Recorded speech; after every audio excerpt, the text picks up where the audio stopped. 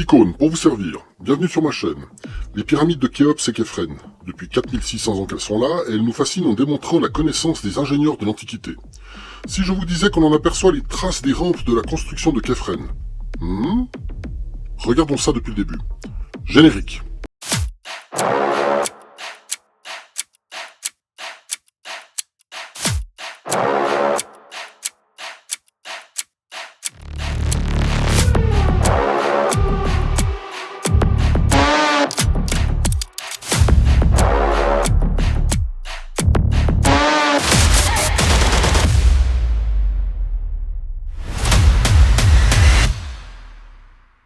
Avant de commencer, je tiens à préciser qu'il s'agit là d'une hypothèse de ma part, qui vient compléter certaines autres hypothèses déjà existantes et basées sur des interprétations de données réelles des pyramides. Je ne cherche pas à vous convaincre de quoi que ce soit, mais de vous proposer une théorie de principe. Donc, les complotistes et les commandants d'aéroports pour revenus extraterrestres, passez votre chemin, il n'y a rien ici pour vous, à part de l'instruction logique, pragmatique et surtout avec des sources vérifiées. Je tiens à respecter cette grande civilisation qu'était l'Égypte antique. De plus, je suis un partisan du rasoir d'Occam et du paradoxe de Fermi. Donc, pour moi, ainsi vont les choses. Je tiens aussi à dire que je suis allé déjà 2 fois sur le terrain à Gizeh et que j'ai pu observer le site de près. Je vous propose simplement ma théorie complémentaire sur le sujet. L'Égypte antique fait rêver. Ses monuments imposants, ses pyramides, ses temples, son désert, son sphinx. L'Égypte antique aura eu environ 200 pharaons et 6 pharaones. Et oui, c'est malheureux, mais déjà à cette époque, les femmes devaient se battre pour se faire valoir. Parmi eux, Khéops est le 2e souverain de la 4e dynastie dans l'Ancien Empire, ce qui nous situe environ à 2600 ans avant Jean-Christophe. Khéops fera bâtir son propre tombeau, la pyramide la plus connue au monde portant le nom de son pharaon pour l'éternité. La 2e pyramide du site qui nous intéresse aussi est celle de Khéphren, un fils de Khéops, qui prit le pouvoir après son frère Djedefré et juste avant Mykérinos. On croirait la pyramide de Khéphren plus grande, mais en fait elle est posée sur un socle avec une altitude supérieure à celle de Khéops. Mais Khéops est quand même la plus grande de 3 mètres seulement. La pyramide de Khéphren est reconnaissable au fait qu'elle possède encore passablement de pierres de paremont à son sommet. Khéops n'en possède plus, hormis quelques-unes disposées au sol. Au début, il y a un peu plus de 4600 ans, sur le plateau de Gizeh, il n'y avait... rien, ou du moins le plateau de Gizeh venait juste d'être choisi pour construire le tombeau de Khéops, la première pyramide du site de Gizeh. Pour vous donner une idée de l'ancienneté, le mammouth venait de disparaître quand les ouvriers ont commencé les travaux. Gizeh est un plateau rocheux très stable surplombant la ville du Caire. Khéphren, le fils de Khéops, fera comme son père et construira sa pyramide juste à côté quand il reprendra le pouvoir. Mais beaucoup de difficultés allaient se mettre en travers de la route de l'architecte Emyonou, qui fut mandaté par Khéops. En effet, les contraintes d'une pyramide sont terribles. Certains avant lui en ont fait les frais. La preuve en est avec la pyramide rhomboïdale, qui date de la même époque, rattrapée de justesse à mi-construction en changeant la pente de l'édifice, économisant ainsi sur le tonnage, car le cœur de la base de cette pyramide commençait à se fissurer. Il y a un architecte qui a dû perdre son bonus à la fin de la construction. Or, donc, pour mon ami Khéops, le bâtiment serait particulièrement imposant, plus de 230 mètres sur chaque côté de la base et une hauteur de plus de 140 mètres. Les défis se présentaient en plusieurs points. Déjà, l'outillage de l'époque. La roue n'existait pas, l'acier et le fer étaient à peine découverts dans la région. Seuls le cuivre, le grès, le granit et le bois de cèdre du Liban étaient maîtrisés. Et l'eau venait d'un des bras du Nil qui passait tout près de l'emplacement où se trouve le Sphinx. Un port d'accostage y avait été aménagé. Les Égyptiens maîtrisaient parfaitement le façonnage des outils en cuivre. Et je ne parle pas du cuivre moderne qu'on a l'habitude d'utiliser. Il s'agissait d'un cuivre enrichi en carbone par son procédé d'extraction, donc passablement plus résistant. Je vous fais une petite animation en 3D pour agrémenter mes explications. L'échelle est fausse et je m'en excuse, mais il s'agit surtout de démontrer mon hypothèse de construction. Après le choix de l'emplacement de la pyramide sur le plateau de Gizeh, il fallait définir l'orientation de la pyramide pour que celle-ci soit alignée sur les 4 points cardinaux. Ceci par précepte de religion ou par symbolique. Cela semble être un défi pour l'époque à le dire comme ça, mais en définitive, il est encore relativement facile de trouver le nord en peu de temps en observant les étoiles. Ce principe a été déjà démontré par d'autres archéologues. Il ne s'agit donc pas d'une de mes théories. En effet, en début de nuit, vous prenez repère d'une étoile qui commence à apparaître sur l'horizon en l'alignant avec 2 bâtons plantés dans le sol. En fin de nuit, vous refaites la même chose avec la même étoile et un 3e bâton.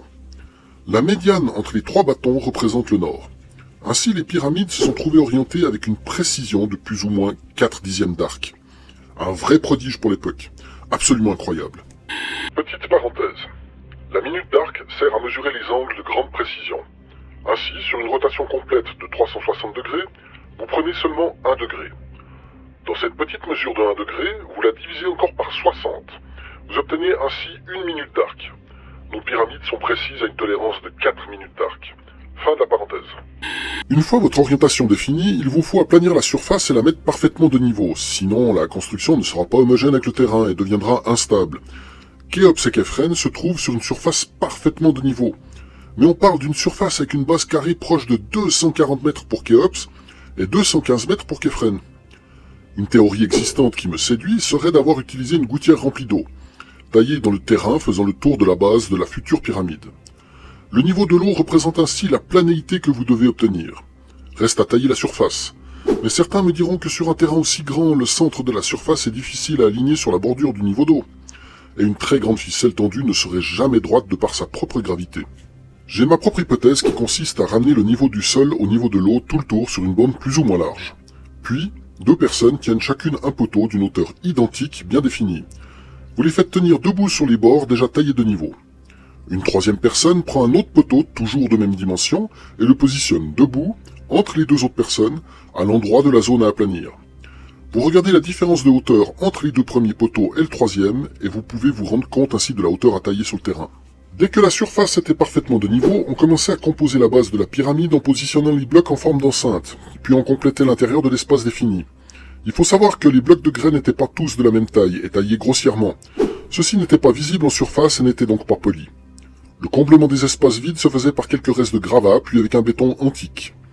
Il s'agit là de la théorie sur les pierres moulées déjà existantes. Pour combler les espaces vides, vous pouviez utiliser un ciment composé de poussière de grès provenant des carrières, du sable, de la chaux et du natron. Tous ces matériaux étaient existants à l'époque, et l'eau servant au mélange était fournie par le Nil qui passait à proximité. Cette théorie a déjà été validée et testée sur site, et il est possible de trouver certaines pierres comblées entre elles avec ce fameux béton. Dès que la première épaisseur de bloc fut posée, arrive le problème pour ériger les pierres en hauteur. Plusieurs théories de type de rampe sont mises en place. Mon choix fut très rapide en observant plus attentivement sur site la pyramide de Khéphren. Suivant la position du soleil durant la journée, vous pouvez apercevoir d'étranges traces sur ses flancs. On va y revenir plus tard. Revenons à notre chantier. Les premières pierres posées sont devenues parfaitement stables avec le durcissement du béton et donc tout à fait homogènes avec le plateau de Gizeh. Il s'agit maintenant de monter les pierres de manière pratique.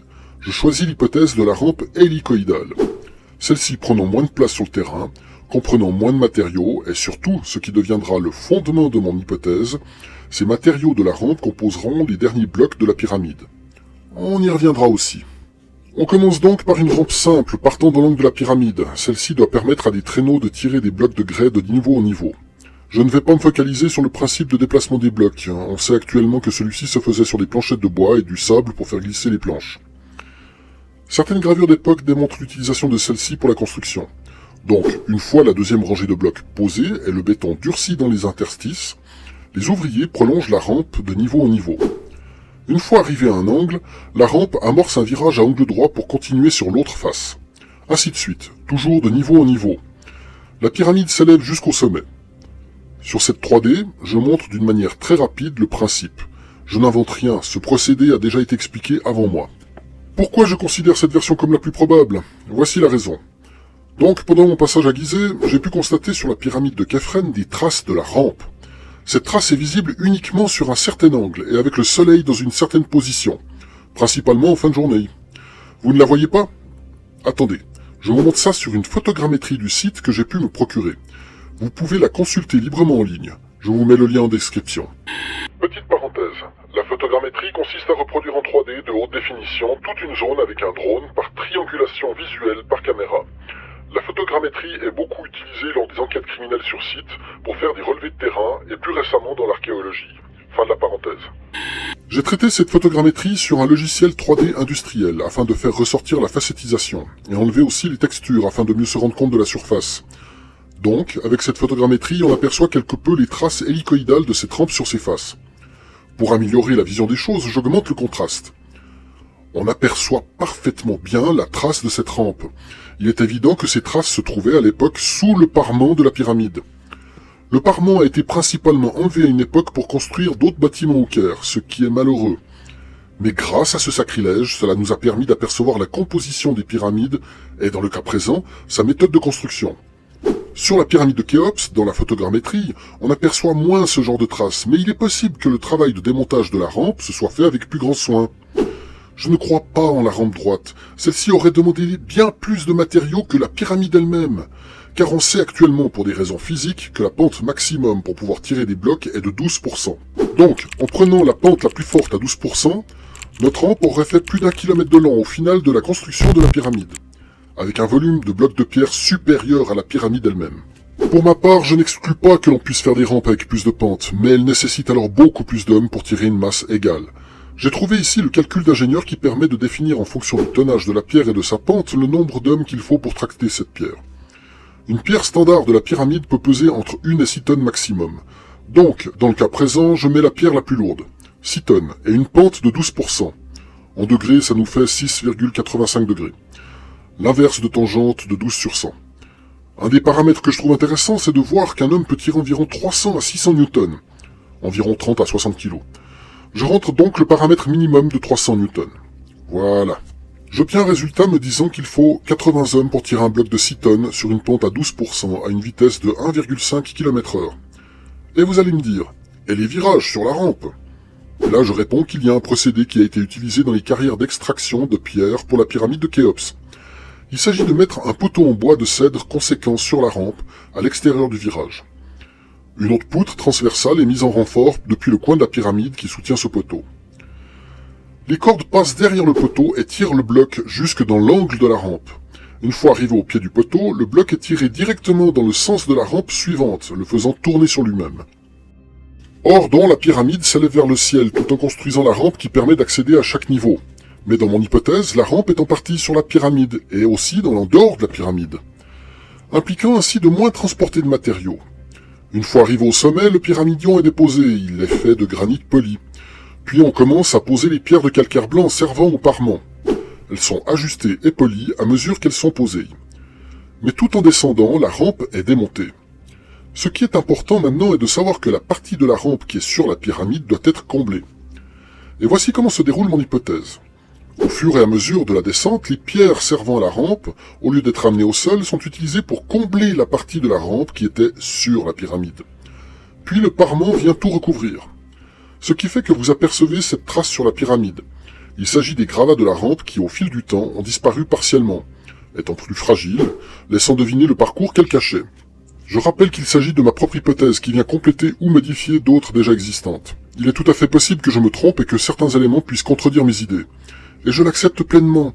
Mais c'est d'hypothèse en hypothèse que l'on approche de la vérité.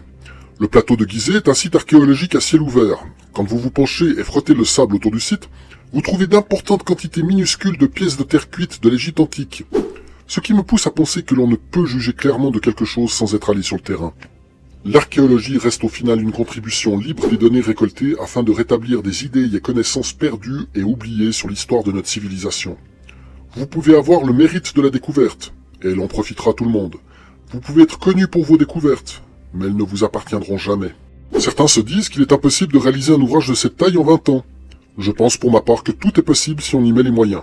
Il faut savoir que l'espérance de vie de cette époque était vraiment faible, et je pense que le pharaon souhaitait avant tout que sa pyramide soit terminée avant son décès, moyennant le nombre d'ouvriers qui étaient là par dizaines de milliers. Preuve en est le village des ouvriers ayant été retrouvé à proximité. Et il s'agissait très certainement d'un tournus d'équipe constant, comme une armée, avec ses ouvriers par équipe de 20 par exemple, aux ordres d'un chef. Hé, c'est la fin de la pause. Allez, allez, bougez. Lui-même aux ordres de supérieurs qui devaient recevoir les ordres du pharaon en personne. Les bateaux en provenance des carrières amenant les pierres avec un rythme régulier et permanent. Le pharaon était considéré comme un dieu vivant, et son peuple devait en répondre pour son salut, comme une redevance pour accéder aux faveurs des dieux. Parmi les ouvriers se comptaient aussi des paysans qui venaient y travailler une partie de l'année, lorsque le Nil débordait et que les cultures étaient inexploitables. Comme dit précédemment, il ne faut pas croire que les ouvriers des pyramides ne possédaient que des burins de cuivre et rien d'autre. Une multitude d'outils étaient façonnés et entretenus par des ouvriers sur le site de construction. Ainsi, en plus des burins, on trouvait des lames de scie en cuivre pour tailler les blocs qui demandaient de la précision, ainsi que des outils servant à pratiquer des trous de grand diamètre, des compas servant à tracer des cercles, le fil à plomb, etc. Le cuivre n'est pas idéal pour les outils, mais il devient très performant lorsque vous ajoutez de l'eau, du sable de quartz ou de la poudre d'émery lors de la coupe des blocs. Ceci use le grès comme une lime. Les outils de taille du granit étaient en dolérite, une pierre de dureté supérieure au granit. La plupart de ces outils ont été découverts sur les sites de fouilles, mais en quantité très limitée. En effet, à cette époque, le métier du père se transmettait directement à ses enfants, et ceux-ci héritaient d'outils censés durer quelques années, et qui étaient constamment entretenus, améliorés et réparés. Ce qui fait que nous ne retrouvons que peu d'outils de cette époque, ceux-ci ayant été transmis et recyclés au cours des années. De nos jours, avec notre économie, les outils se remplacent facilement, comme beaucoup de choses. Mais à cette époque, votre équipement de travail représentait non seulement une certaine valeur, mais faisait aussi preuve d'un certain savoir-faire. Il est quasi certain que nombre de ces outils ont été égarés par leurs propriétaires sur le site de Gizeh. Le temps et les fouilles nous le diront. Il est de notoriété de dire que les pyramides sont éternelles. Éternelles, oui, mais pas immortelles. Il faut prendre soin constamment de celles-ci. Khéops, la plus connue, son tombeau est visité par plus de 2000 touristes par jour. Mais il est fort possible que dans un avenir plus ou moins proche, celle-ci ne soit plus visitable du tout pour le grand public. Sachant que l'humidité du corps humain se dépose sur les surfaces internes des couloirs de la pyramide, provoquant champignons et haute dégradation. Il est contradictoire de se dire que le tourisme amène d'énormes fonds pour l'archéologie, mais contribue aussi à la détérioration de bon nombre de monuments. Khéops est-elle la plus grande pyramide au monde? Déjà, qu'entendons-nous par plus grande? Plus grande en hauteur, plus grande à la base, plus volumineuse? En Chine, la pyramide de Qin-Shi-Huang possède une base de 350 mètres de côté, donc 100 mètres de plus que celle de Khéops. En revanche, elle mesure une hauteur de seulement 50 mètres contre 146 mètres pour Khéops. La grande pyramide de Cholula au Mexique a le record du plus gros volume. Sa base fait 450 mètres de côté et sa hauteur est à 66 mètres. Mais au fait, pourquoi certains prononcent-ils Khufu au lieu de Khéops? Le nom Khéops vient du grec, alors que le nom Khufu vient de l'égyptien ancien.